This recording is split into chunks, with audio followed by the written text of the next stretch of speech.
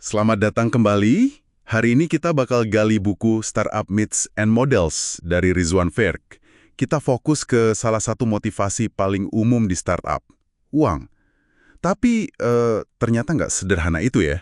Tepat sekali, buku ini ngajak kita lihat lebih dalam. Ada bedanya loh antara founder yang katakanlah didorong koin, nyari untung cepet, sama yang didorong kekayaan. Yang ini fokusnya bangun nilai jangka panjang yang ya masif. Oke, dan kita di sini mau coba bedah nih. Gimana sih dua pendekatan ini yang menurut Ferk bisa ngaruh banget ke perjalanan startup, ke timnya, bahkan ke cara investor lihat perusahaanmu. Mari kita mulai aja. Jadi, Ferk kan bilang ada motivasi didorong oleh uang. Tapi gimana dia bedah lagi di dalamnya? Apa bedanya sih yang koin sama kekayaan ini dalam prakteknya? Iya, Firk bagi ini jadi dua kutub yang lumayan beda. Pertama, ada yang coin driven, didorong koin. Ini pikirannya jangka pendek. Jangka pendek ya?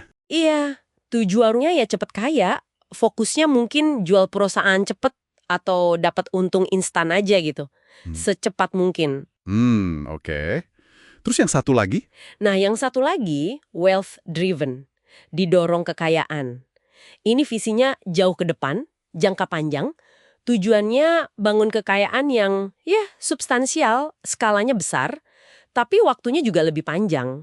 Lebih sabar berarti ya? Bisa dibilang gitu. Fokusnya jelas bangun perusahaan yang kuat, yang sustain, yang punya dampak gitu. Oke.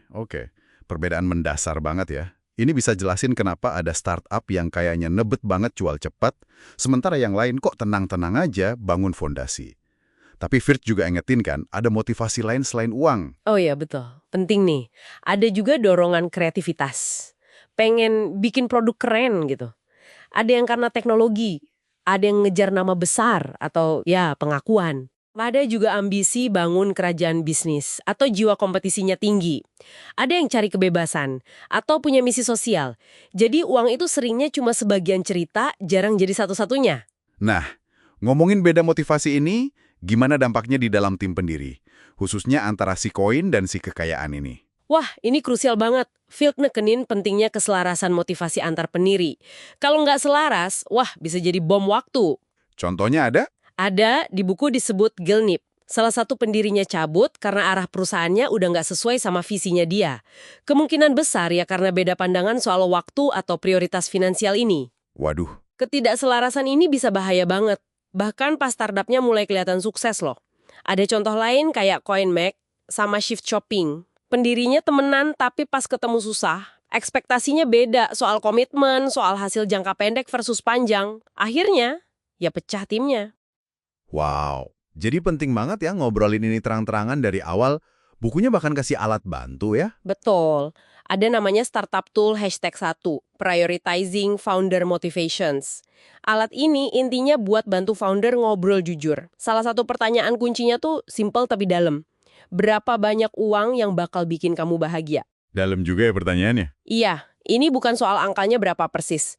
Tapi lebih ke mengungkap fokusnya itu kepuasan cepat, koin, atau mau bangun sesuatu yang lebih gede dan lama, kekayaan. Gitu. Menarik. Nah kalau dari sudut pandang investor gimana? Visi gitu misalnya. Mereka lebih suka yang mana? Coin driven atau wealth driven? Jelas punya preferensi. Buku ini ngutip John Glynn, pakar investasi. Dia bilang visi itu, ya investor gede buat startup, cenderung lebih suka sama entrepreneur yang wealth driven. Kenapa tuh? Karena mereka cari founder yang ambisinya bangun perusahaan besar, signifikan, jangkar panjang. Mereka agak kurang srek sama yang kelihatan cuma pengen exit cepat, jual perusahaan cepat buat untung pribadi gitu. Jadi exit itu bukan tujuan utama ya bagi mereka? Exit yang untung itu diharapkan, pastinya. Tapi sebagai hasil dari bangun bisnis yang hebat, bukan jadi tujuan nomor satu dari awal. Itu bedanya. Pola pikir wealth driven ini nyambung juga dong ya sama mitos startup? Misalnya, mitos nomor 1 yang bilang, kamu harus bangun perusahaan bernilai miliaran dolar. Nah iya, nyambung banget. Sekilas kan target miliaran dolar itu kayaknya wealth driven banget ya. Tapi Firth justru bilang, jangan terobsesi sama label itu di awal. Justru jangan.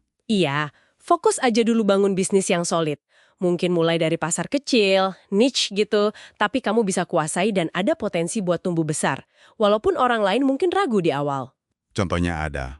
Contoh klasiknya pendiri Google. Konon kan mereka hampir jual teknologinya cuma seharga $1 juta di awal-awal. Jelas banget fokus mereka waktu itu bukan ngejar valuasi gede semata, tapi ya ke pengembangan teknologinya, potensi jangka panjangnya. Ini jadi ngubah cara kita lihat valuasi juga dong ya. Nyambung ke mitos #7 soal valuasi. Jadi, ngejar valuasi tinggi itu buat apa sebenarnya? Pertanyaan bagus. Valuasi tinggi itu dikejar buat tiket exit cepat yang khas coin-driven. Atau valuasi itu dilihat sebagai cerminan ekspektasi pasar soal potensi tumbuh jangka panjang perusahaan, nah ini lebih wealth-driven. Jadi valuasi itu ekspektasi ya? Intinya gitu menurut Virk. Valuasi itu ya serangkaian ekspektasi soal masa depan. Cara founder nanggepin dan mengelola ekspektasi ini, itu sering nunjukin motivasi intinya dia apa. Oke. Jadi, setelah kita bedah semua ini, apa nih kesimpulan atau inti yang bisa kita ambil? Sumber ini kayaknya nantang kita buat mikir lebih dalam soal motivasi cari uang ya. Betul banget. Ini bukan cuma soal iya atau tidak soal uang, tapi lebih ke bagaimana uang itu jadi motivasi. Jadi pertanyaan refleksi buat kamu nih, gimana caramu menyeimbangkan atau mungkin memprioritaskan antara potensi untung jangka pendek, koin, dengan tujuan bangun nilai jangka panjang, kekayaan, dalam proyek atau usahamu? Pilihan itu gimana dampaknya ke keputusanmu sehari-hari, ke strategi besarmu, dan ya akhirnya ke nasib usahamu itu sendiri. Ini bukan cuma soal apakah uang memotivasi, tapi bagaimana dan kapan uang itu diharapkan datang. Wah, pertanyaan fundamental ya, tapi implikasinya luas banget. Sesuatu buat kita renungkan bareng-bareng. Sampai jumpa di pembahasan mendalam kita berikutnya.